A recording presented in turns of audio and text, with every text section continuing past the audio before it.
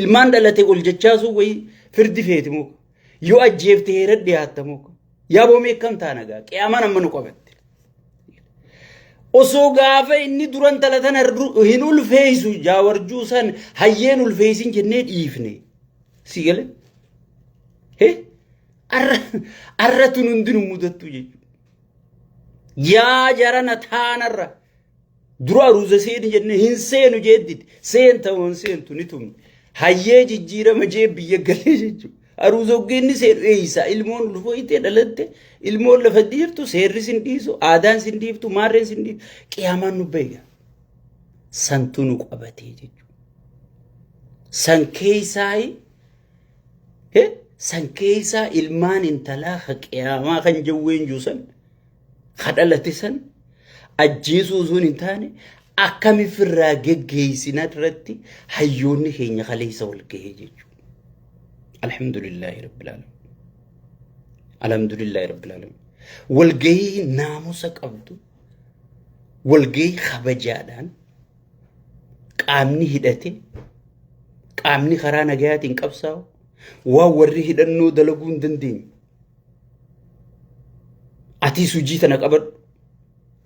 tana qabadhu waliin jettee Oromoo takka akkasi kabajaan osoo walitti wacin hayyoota gartee jijjiirama kana keessa wal madeesse nama wal tuttuqee jiru haay wali goone osoo waggaan guutin as baasuu keenyaaf anaa fi isinillee warri dhiibbaa godhe viiva onnee takka takkaa nu haraa jechuudha dura if galatoonfanna isin maamiltoonni kiyya warri na wajji dhiibbaa godhe dura isinirraa hin eegalaa jechuudha maaliif isinirraa eegala hayyoota kana jechuun gabra keenya jechuudha hoogganaa jechuun gabra ummataa jechuudha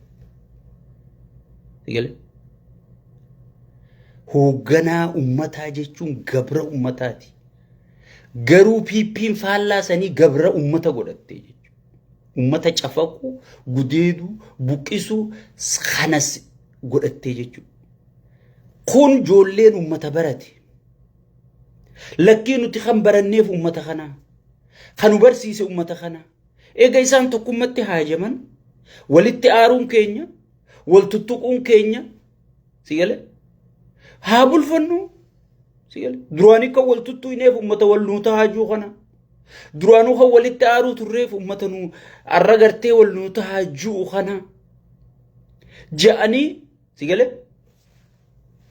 wal nuu dhagayanii jechuudha hoogganaa jechuun kana ko ummata fi dhageeffatu ansiifin ummanni maal ja'a halaalu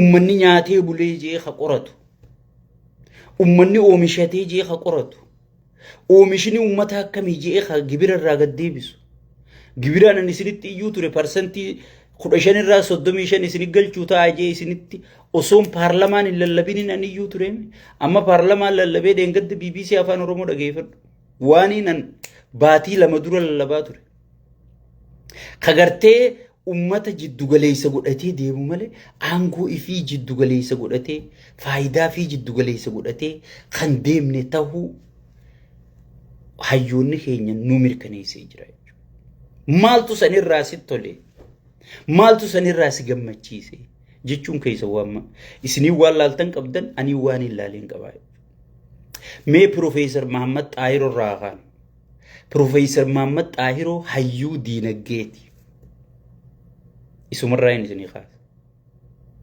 hayyuu diinagdeeti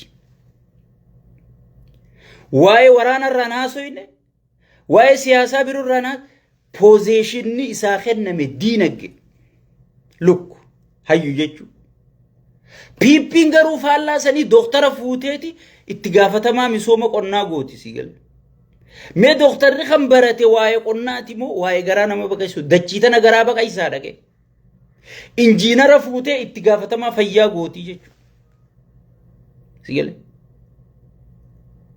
mee wallaalummaa sii gartee mi laal hayyoota keenya kana warra waraana beeku xaahaa abdiifa warra durirraa qabee waboo tana gartee bakkan jirrirraa kaasee jaarraa abbaa gadaa fa'aa wajji jaaree arra marroo dirribaa dhale kana isaan waa'ee waraanatti ekspertii waan ta'anii Profeesar Maammadii fi Xahaa Abdii fa'aa waa'ee waraanaa dubbatan. Look, jawween fa'aan xiinxaltee gartee nama xala fuudhaa fi kanaan addunyaarraa waan beekamtuuf waa'ee xiinxala eessarraa kaane eessa jirraa bakka jirruuf garree eessa deemuudhaaf maal gochuu qabna warra ji'ee gartee shira siyaasaa kana lafa kaa'u walitti caasee hoggii taraan kanaa geessu jaawaras baasanii jiru. Akkamitti ijaaramuu qabna? Paarlamaa akkam qabaachuu qabna? Dr. Bayyana soba as baasanii jiru. Look, ati caljii viidiyoo san irra deebii ilaali. Namu addaan poozishiina fudhatee dhufee jechuudha. Dandeettii isaatiin. Amma jaawara waa'ee waraanaa allaa hin dhaqee.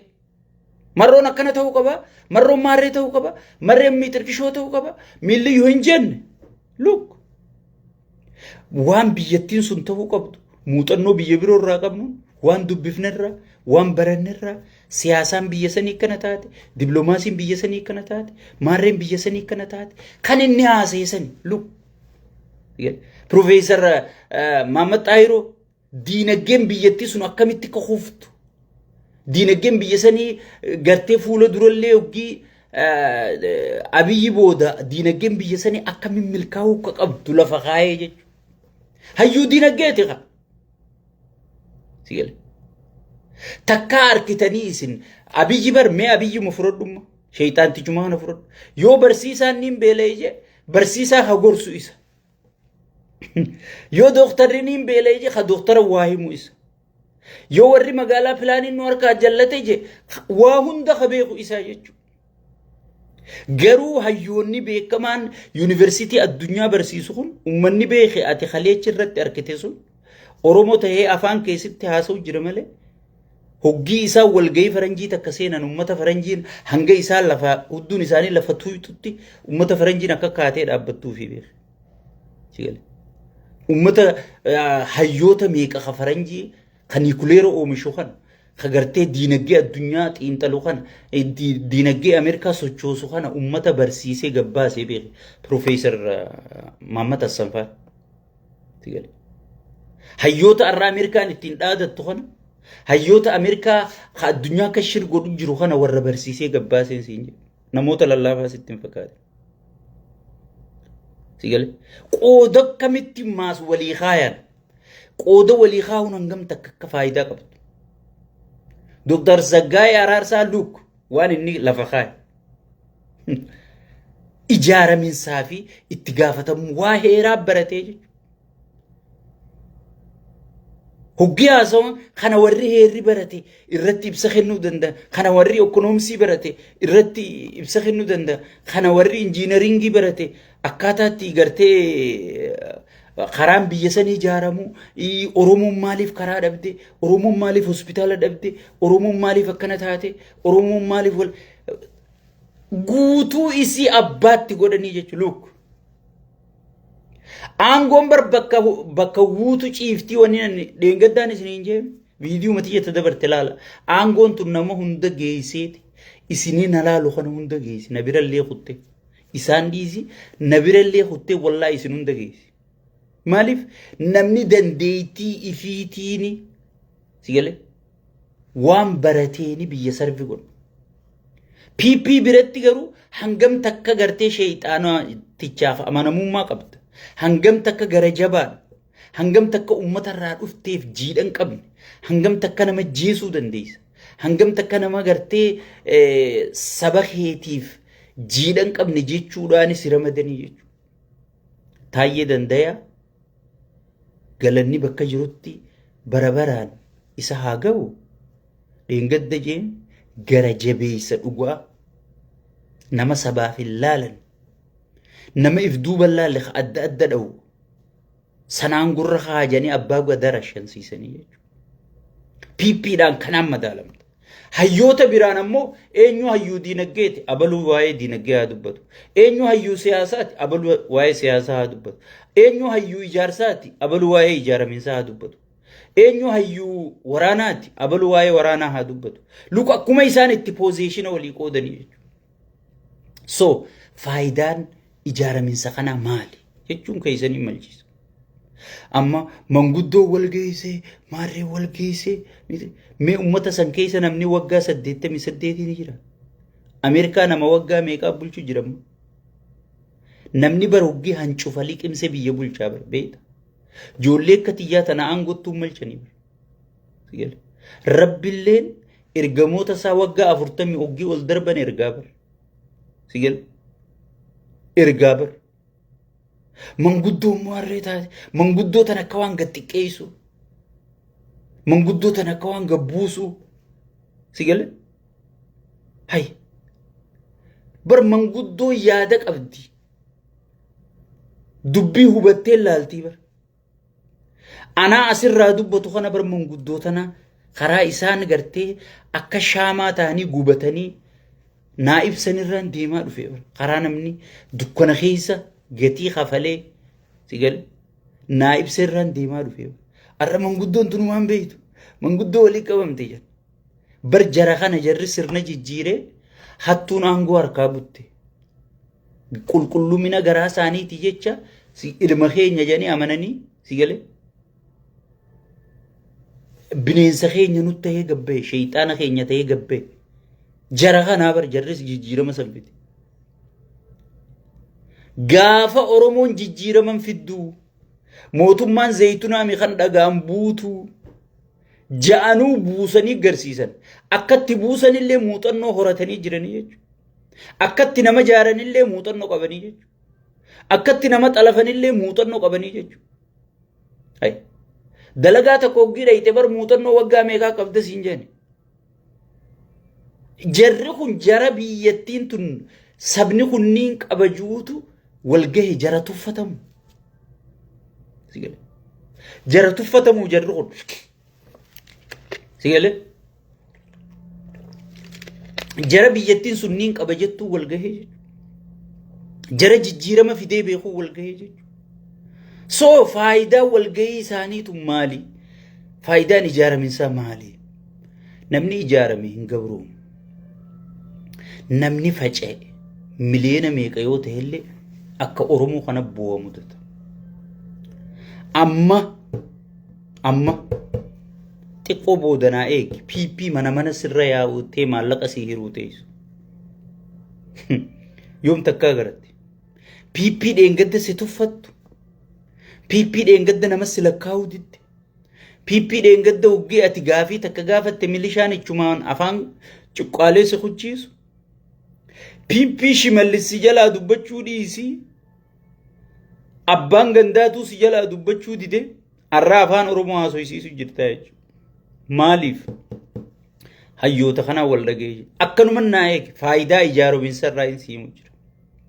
Namni ijaarame hayyuu isaatu harka micciirratee tokko godhata. Akka nuti harka micciirree tokko goone kanatti. Nuu jecha wal dhabdan, nuu jecha wal buutan, wasanni isin qottan hin jirtu, jaartiin isin wal jalaa fuutan hin jirtu. Kan isin wal buutanii faayidaa saba kanaati. Faayidaan keenya garuu tokkummaa keessan keessa jirti.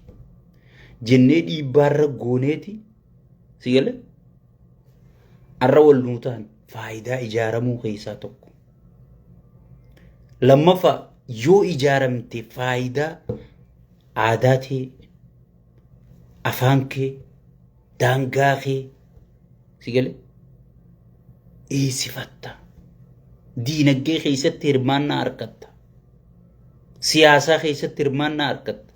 Nama faca'ee adda addaan bitata namni. Faayidaa ijaaraminsaati qabadhu. Dheengadda PP waa'ee Oromoon dubbattu. Hayyootuma keenya kanaa utuffatte. Jaawar maal fidaa? Kophaa ceehaa, maarree ceehaa, miitirkisho ceehaa, miilliyyoo ceehaa jechuu turan. Arra isaanii walitti dhufe garraani sigalee waan ta'an wallaalanii Shimallis Abdiisaa caffee kabajamtuu sanirra taa'ee faraqataan handaaqqoon akkana taate jedha. Faraqataan meeshaa keessa walaawwaladha jedha. Namni meeshaa walaawwalatee yoo walitti oofe maal nyaachiftamee naa hima. Sigalee faraqataan meeshaa keessa walaawwaladha. Faraqataan handaaqqoo maarree horsiisa. Faraqataan gartee kun xiinxala mootii baara batatatatatee guyyaa guutuu nama arrabsaan oolle. Maaliif faarsee bulaan isaan gayyaasan kun arrabsee nama waliin naqee ana balu niin beeka ana balu saahiba kiyya ana balu wajjin nyaadhe abalu naatu asiin ga'e abalu kana kana je'ee olola oofee namni dhaga'uu dide. Namni dhaga'uu dinnaan ifii gabbahee jechuudha. Muddamu malee gaalina albahu jedha. Oromoon uggii mammaayita. Muddamee ifii gabbahee caffee silaa hijiba isaarra gannaqee misooma akkana goone maarree akkana goone juu irratti hayyoota isaa itti gad ergamee sheeyxaantichaan itti gad ergamee waa'ee misoomaa fi maarree dhaabii arrabsii jeen achirra taa'eeti ummata arrabsaa xiqqeessaa ture jechuudha. Albahu jiranii jechuudha. Nuti keessa beena sheeyxaantichi eega gaafa tokkummaa Amaaraatii fi Tigiraayii fi maarree jedhanii walgahii guddoo geggeeffamte san booda wallaahi rabbiin hin si kakadha. Abiyyi takkaa gachiisee hin beeku siin jedha. Wallaahi. Amma faarsee bulaan odeeffannoo hin qabdu. Amma wanni asirraa abbichuu maarroo miixiqishoo jaatu namni jalaa dubbatu hin jiru. Abiyyi sunu deema si gatii maal qabdaan wasaq osoo naati asirraa afaan bantuuti sheeriin qabdu laayikiin qabdu namni si dhageeffatu hin jiru si galee sabni si tufe deem tuffatamtu asii maal faayidaa naa qabdaa nyaattu jee asii ifirra aree siin jedhan shimallisuun garree warra caffee sanuu boskiin tumuudhaa bara akkatti ijatti baasuun garree akka ta'u wallaalee bar gubatee akka ta'u wallaalee ija akkasii baasa kana maaltu fide ijaaramuudha. Waan ijaaramtee argamteef sodaatamte. Yoo facaate adda addaan kaaree sii kennina maaree sii kennina kaaree kijibaa kam waadaa kijibaati bar. Guyyaa kanaa deebi maaree fandisheen dhageenye maaliif amatana deddeebiftan jee bar maallaqa naa galchaa jeeni bar. Jaawar arrabsee viidiyoo itti ergeetti jabaadhu numa janiin jabaadhuma janiin jan ijoolleen keessee uggiin gaafa dawwalee. Ugginni jaawar kana arrabsee viidiyoo itti ergees jabaadhu numa janiin jee. Aboo waan san naa galchaa keessaan kadhatee dadhabee ol bahee naa galchaa jee. Waan ta'u wallaalee. Waan akkasii qofaa jalatti hafee jechuudha. Naa galchaa qofaa jalatti hafe. An naa galchuu baattan nama arrabsuu. Nuti laal dafqaan bulaadha. Jawween kalee dubbii tiyya fudhatee isinii himeemi. Hojjetee bula goona jeemi dafqaan bulaa jechuudha. Sigale namni ganaa hojjetee nyaata akka nuti hojjennee nyaanne saba keenyaa sagalee ta'an waan caluma jettee teessee nama arrabsitee nyaachuun hin danda'u. Naa galchaan hundi dadhabdeeti shimallisitti gabbeensi hin jeeqale. Hiiqi qararraa maal dandee bar huggii dubbiin jabaatte bar ilmaan huggii nama tokko tumuu dadhaban abbumaatu saaqatee ulee fudhatee itti seenaa bar. Hiiqaa qararraa maal dandeessanii bijee shimallis saaqatee ittiif darbe ni dandayaa garuu abadan hin dandayu. Tana na amani laal wanni takka wanni keessa beetu sirrakkiftu nuti piipii bakka isii dhukkubsu beena la bakka isii kaasu beena bakka isii dhukkubsu beena. Amala jawween faan nuti laal akkanuma qaqqabnee taa'uun ni jira. Piipiin ifumaa bakka sheeyxaana na bee harkatti alba'u jirti. Namni koflaa hanjamaatti godhaa waan koflaa poostii godhaa laalteen gartu. Namni waan guddattuu waan isiin haasuu tana fudhachaa jiru hin jiru jechuudha. So kana hunda wal dhageetii teenya wal jala yaa'uu keenya wal jaalachuu keenya wal kabajuu keenyaa fidee jechuudha. Yoo kana caalaa wal jala yaane. Sigalee. Ameerikaa guddoo tanaa taa'ee Afrikaa guddoo tanaa taa'ee Eeshiyaan guddoon tun teessee ganaa Oromoo mari'achuu teessee jechuudha. Akka gaafa qeeroo sanitti. Sigalee. Akka gaafa qeeroo sanitti. So ifii guddaan gabbee jechuudha. Naagalchaan hundi dadhabeeti. Faarsee bulaa maqaa ganaa naagalchatti. Itti daanee faarsee bulatti naagalchaan hundi dadhabeeti abbaan galchuuf sun itti gaxu taaleen siin jeeqale. Kana hunda maaliin akkana goone jaarmee keenya Kana caalaa hayyoota keenya jabeeffannee, kana caalaa jaaramnee, kana caalaa fuuldura sossoo'uudhaaf isinoo hayyoota keenya duuba sheekka abbuutarraa eegaltanii nu duuba dhaabbattanii hamilee nu godhu, gaasa nu godhu, nu guutu. Nuti harree teessanii nu fe'achuu.